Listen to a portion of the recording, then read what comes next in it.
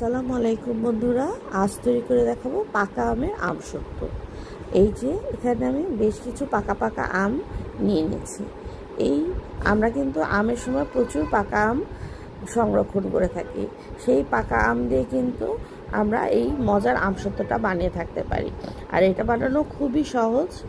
তার জন্য আমি আগের বছরে কিন্তু আমি প্রচুর আম রেখেছিলাম ফ্রিজে। সেই আমগুলো এখন বের করে এটা খুব ভালো করে ব্লেন্ডার করে নিব। এই পাকা আমের আমসত্ত্ব দিয়ে কিন্তু দুধ ভাত খুবই মজা লাগে। এই জন্য এখন আমগুলো খুব ভালো করে ব্লেন্ড করে নিব। এই আমসত্ত্বটা খুবই সহজ, একদম কোনো ঝামেলা নেই। এভাবে রসটা খালি ব্লেন্ড করে তারপর আমি ঢেলে নিব যে পাত্রে আপনি আমসত্ত্বটা বানাতে চান। তার জন্য একটা ট্রে নিয়েছি। ট্রেতে খুব ভালো করে আগে আমি তেল মেখে নিয়েছিলাম।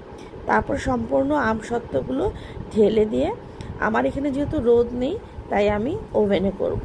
তার জন্য ওভেনের ট্রেতে আমি কিন্তু আমসত্ত্বটা ঢেলে নিয়েছিলাম। এখন এই আমসত্ত্বটা আমি ওভেনে দিয়ে উপর আর নিচে একই পরিমাণ হিট দিয়ে একদম নিচের তাকটাতে রেখে 150 ডিগ্রি সেলসিয়াসে এটা 1 থেকে 1.5 ঘন্টা আমি ওভেনটা অন করে রাখবো। আর অবশ্যই আপনারা দেখবেন যাতে পুড়ে না যায়। আমারটা একটু জ্বলে গিয়েছিল। আমি অবশ্য 2 দিনে করেছিলাম। একবার প্রথম দিন 1 থেকে 1.5 ঘন্টা করে রেখে দিয়েছিলাম বাইরে বের করে ফ্যানের নিচে। তারপরে আরেকটু ভালো করে শুকানোর জন্যই আরেকবার ওভেনে দিয়ে নিয়েছিলাম।